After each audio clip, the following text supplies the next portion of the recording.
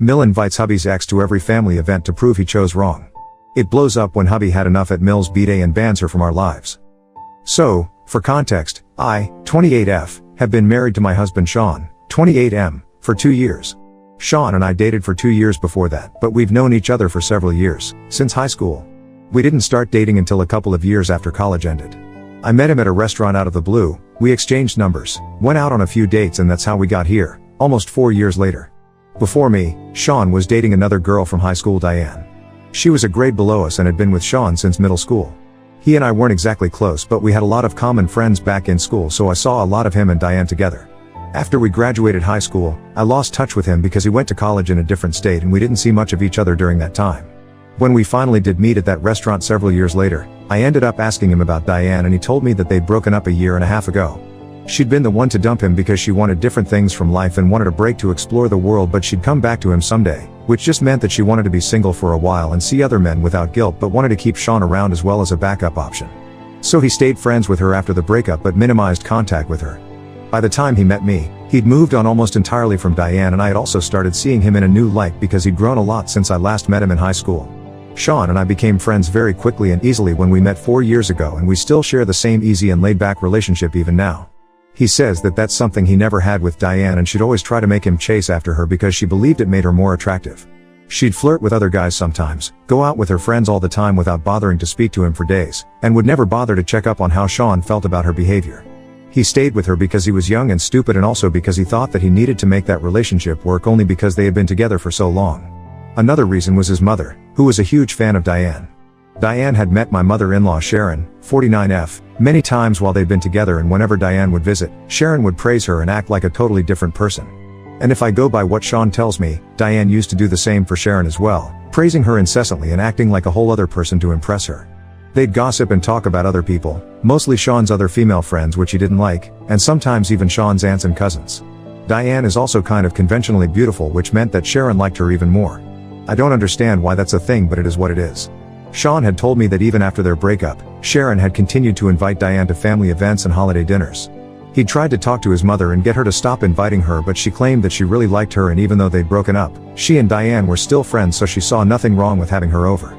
They talked almost every other week and were actually good friends, so that continued even after I started dating Sean and he introduced me to his family.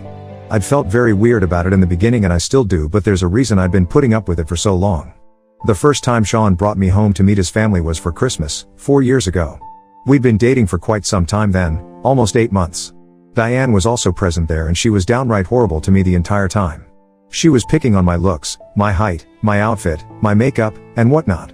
She was clever enough to make it all sound very humorous, like she was just joking, but Sean knew what she was trying to do and tried to stand up for me, but Sharon shut it down and directly asked me if I had a problem with Diane's jokes, putting me on the spot. I knew that if I said that I wasn't okay with it, they'd make it seem like I was insecure or something and put me down even more, so I decided to put on a strong front and said I don't care instead. It was petty of me, but as soon as I said it, I saw them look surprised and irritated, so I knew that I'd done the right thing. Once Sean and I came back home, he apologized to me for the way Sharon and Diane had behaved and told me that he'd make sure his mom didn't invite Diane anymore, but I'm the one who told him not to do that. I knew the kind of women they were, and I didn't want to lose to them, if you know what I mean. I didn't want them to believe that they'd intimidated me or made me feel insecure, because they hadn't, and I felt like I had to prove it, so I explained it to Sean as well. He was surprised by my opinion on this, but he didn't interfere anymore after that day, and so far, every single family gathering that Sharon has hosted, Diane has been there, and every time they behave the same way with me.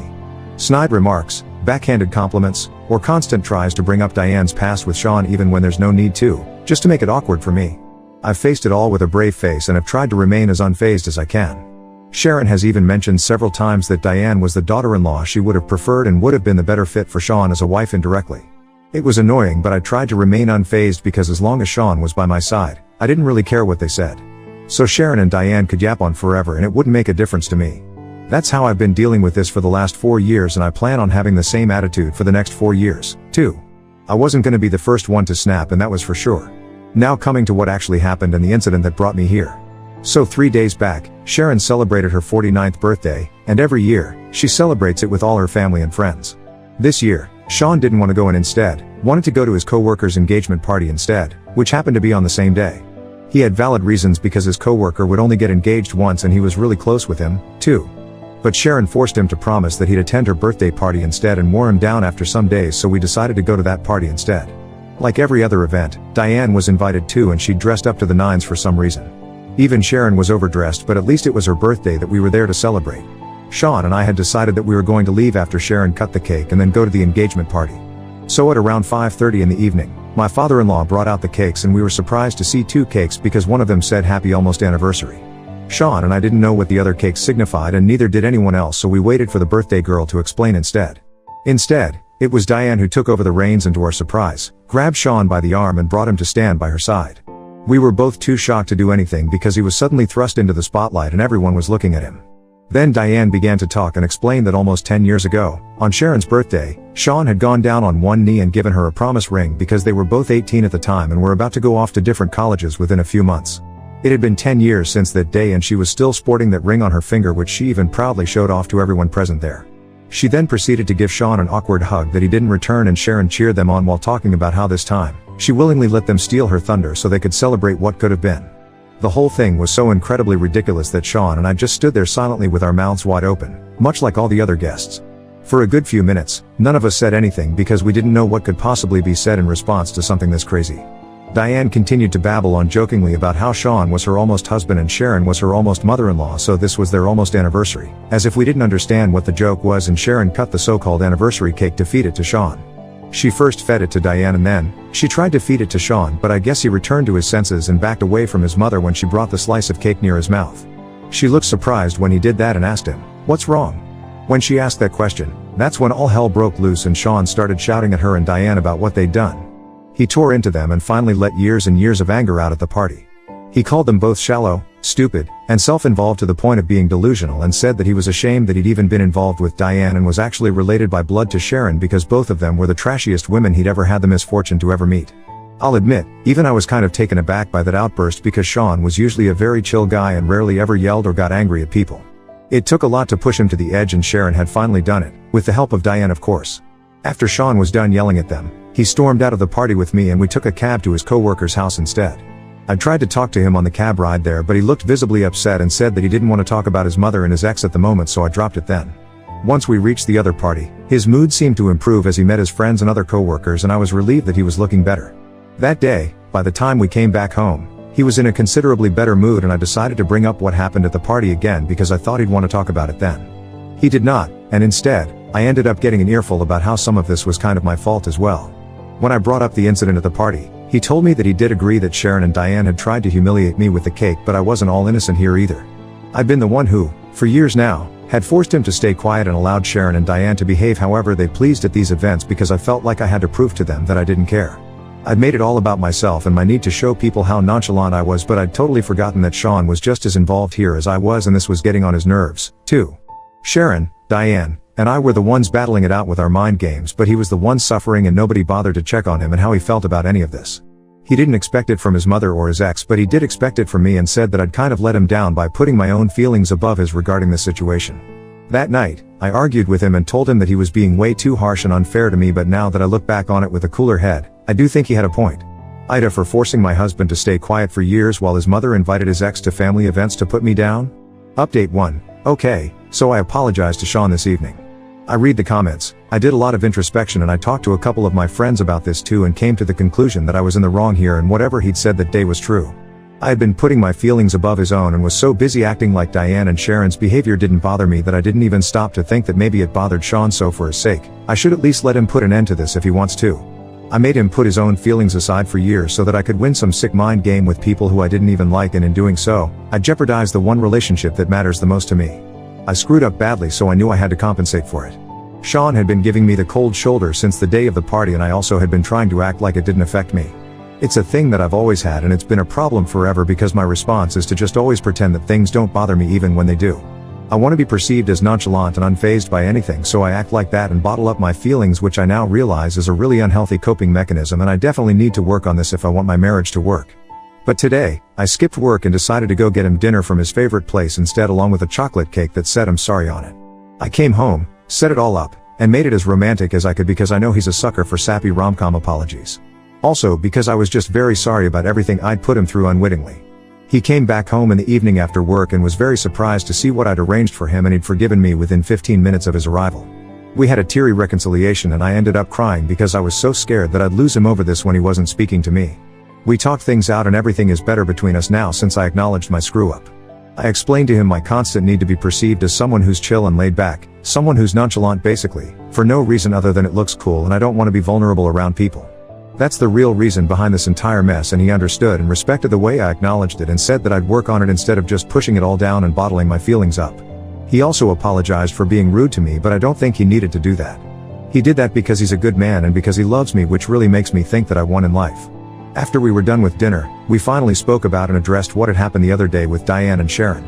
I hadn't heard from either of them after the party and after my fight with Sean. It had all been driven out of my mind anyway.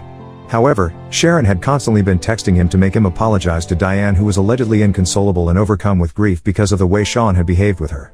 I had to try really hard not to roll my eyes when I was reading the text that Sharon had been sending my husband to guilt trip him into apologizing to that woman. Sharon was trying to make it seem like the cake and the whole almost anniversary gag was just that, a joke, and there was nothing that they were implying with it, but I call BS on it. This is a married guy that we're talking about here, and surely they'd have enough brains to realize how inappropriate and disrespectful this was to me. They went ahead with it because they wanted to humiliate me at the party, so they couldn't just write our feelings off saying it's just a joke and that Sean had taken things too far. The audacity to even suggest that Sean and I had taken it too far and had disrespected them with that outburst, and then our walkout was just laughable.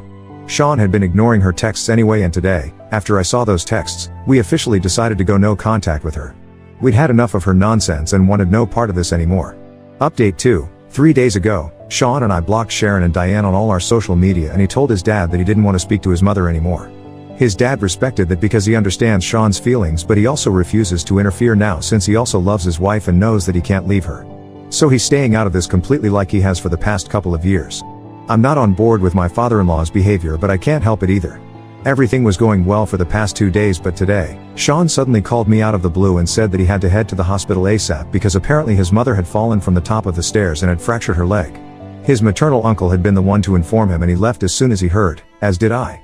We reached the hospital that his uncle had mentioned at around the same time, but before we could even enter, Sharon stopped us in our tracks and she was completely fine. She and Diane had ambushed us in the parking area of the hospital and told us that this was the only way to get Sean's attention because he blocked them everywhere. My showing up was something they hadn't accounted for, but they just ignored me and went on talking with Sean completely normally as if they hadn't done anything wrong. Diane tried to explain to him that whatever she'd done at the party had been a prank and she didn't intend to offend him, while Sharon backed her up. Sean heard them out for a while, then told his mom and ex to F off right to their shocked faces and walked away once more with me. When we tried to get into our respective cars, Sharon started screaming at us, but we didn't wait around to hear her out. I'm sure she was cursing us out, but it didn't matter because she'd lied her way into seeing Sean again, and I couldn't imagine anything more manipulative than that. Sean went back home from the hospital because he was too stressed, but I had to go back to work. While I was at work, I received a text from a number I didn't recognize, and it happened to be Sean's mother. She screamed at me for 15 whole seconds before I managed to disconnect the call. I'd just been caught off guard while working, or else I wouldn't even have answered the call, but she was screaming at me. All I heard was selective swear words at the highest volume. I don't know why she was mad at me because I didn't have anything to do with Sean's behavior. She'd pushed her own son to this extent, not me. Anyway, I blocked her and tried to get on with my day, and finally, when I got back home around 6, I got to speak to Sean. He told me that he'd also blocked the rest of his relatives who were close to his mother along with his uncle because now it was clear that she'd go to any lengths to get him to forgive them and talk. That's all we can do right now because it's not like they're threatening us in any way, and neither are they consistently stalking us or whatever, so a restraining order is out of the question anyway.